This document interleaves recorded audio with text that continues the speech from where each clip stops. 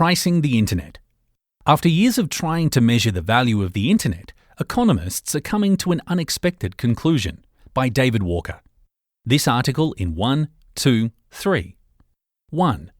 The value of the Internet is difficult to assess, but economists believe its services are worth much more than the cost of Internet subscriptions.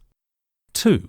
It presents a significant consumer surplus, which is the gap between how much something is worth to us and how much we pay for it. 3. Deeply ingrained in society, it is almost impossible to put a monetary value on the Internet. The Internet was established in the early 1990s as a geek hobby. Less than 3 decades later, it is everywhere. Now that we've created it and come to rely on it, we inevitably wonder, what is it worth? This question turns out to be one of economics' less easily answerable questions, but in trying to answer it, economists have shed light on the nature of both economics and our modern technological world. Economically speaking, the Internet is odd. As an interconnected network, hence the name, of computers serving up information, it belongs to no one person. Arguably, a tiny share of it belongs to everyone who has access rights to space in any one of those computers, which is just about anyone with an email address, social media account, or even a Wikipedia login. Nicholas Gruen, Australia's leading economic expert on the Internet, calls it a commons, a term for resources that anyone in a society can access. What we call the Internet industry includes servers and cables and Internet ads, everything from Google to your neighbourhood networking shop. A 2019 study for the Internet Association believed it to be worth $2.1 trillion to the United States' $20.5 trillion yearly GDP. Yet that number still seems too small. The world outside the Internet industry uses the Internet intensively. Uber, for example, or Spotify, or, for that matter, us. The Internet means much more than the people building and maintaining it. Its greatest impact is almost certainly on ordinary people, working and relaxing, who browse the web for information and to send emails, watch videos, post on Facebook, and use maps in their cars. Most economists believe these services are worth far more than the price of our Internet subscriptions. This is where the real trouble begins. Consumer surplus is economics' term for a gap. The gap between how much something is worth to us and how much we pay for it. Essentially, it's the gift that the world economy hands us. Consumer surplus is everywhere, from that great sandwich you bought for $10 Australian but would have happily paid $12 Australian for, to the $20,000 Australian dollar used car that has performed much better than you ever expected. A number of economists have noticed that for the Internet, the size of that consumer surplus, that gift from the economy, seems substantial. Gruen's response is typical. My intuition tells me the consumer surplus is large, he says. The reason Gruen only has intuition to go off is because the consumer surplus is not captured in our economic data. Most of the information transmitted through the Internet in web pages and email messages is free. There's no price information. Compared to the pre-Internet world, this seems an enormous bargain. The documents we find in a web search, the detailed messages over email, the music on Spotify, the Wikipedia knowledge, more and better than that for which Encyclopaedia Britannica once charged hundreds of dollars, all free.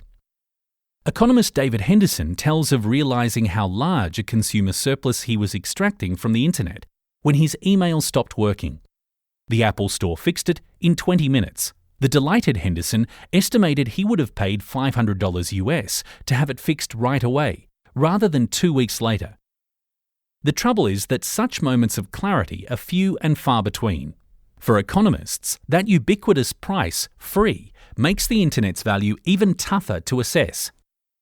If you just ask people how much they value the Internet, you'll get some big and strange responses.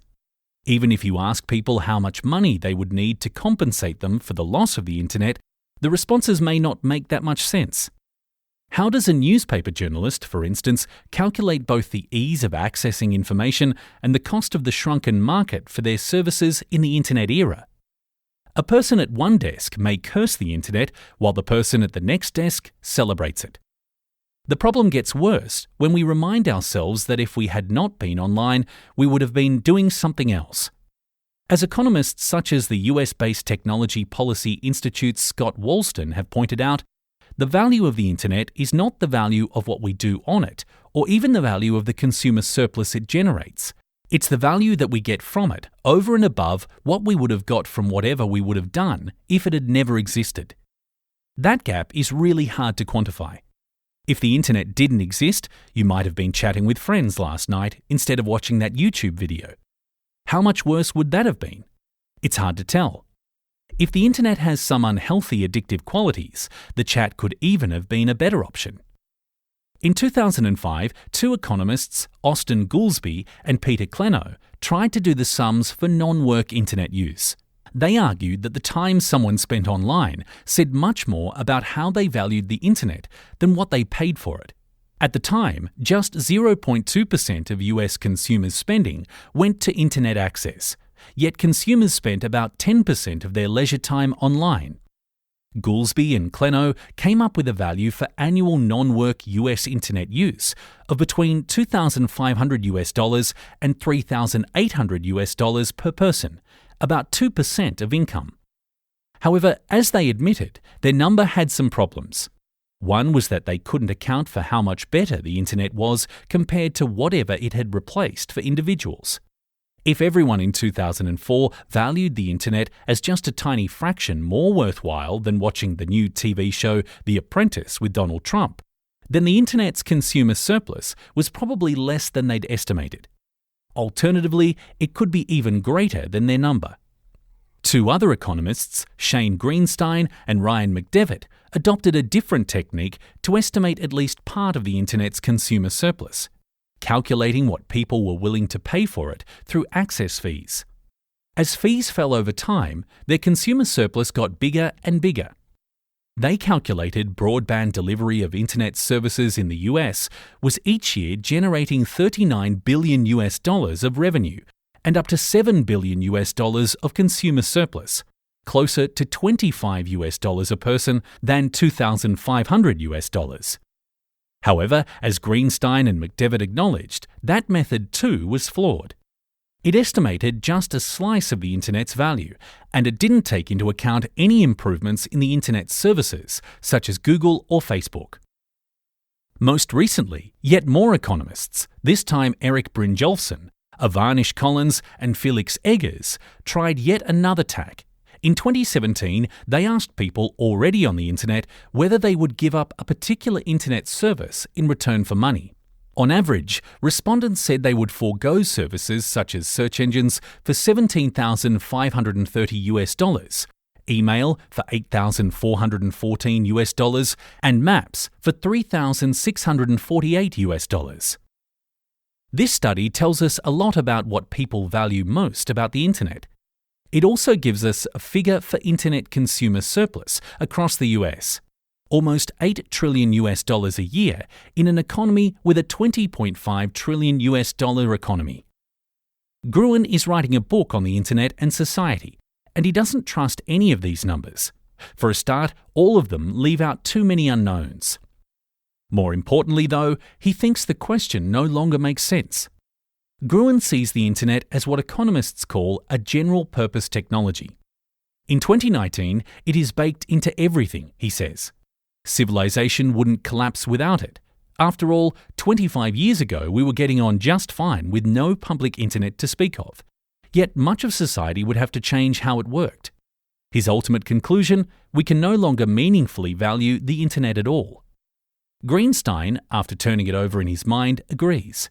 Trying to value the internet is now a little like trying to value electricity. Just as for electricity, its removal would have consequences for the home as well as in the workplace. Like electricity, the internet has not only raised productivity but also transformed leisure. Today's younger generations consume their entertainment through their tablets and telephones, he notes. Indeed, a real-world example now shows what happens when you remove internet access.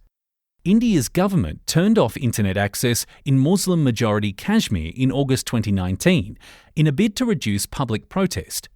The effect, even in this poor region, was immediate. Pharmacies quickly began to run out of medicine. Students could not study. News about the region dried up, even within the region itself. The New York Times quoted one local as saying, "There is no life without internet, even in Kashmir."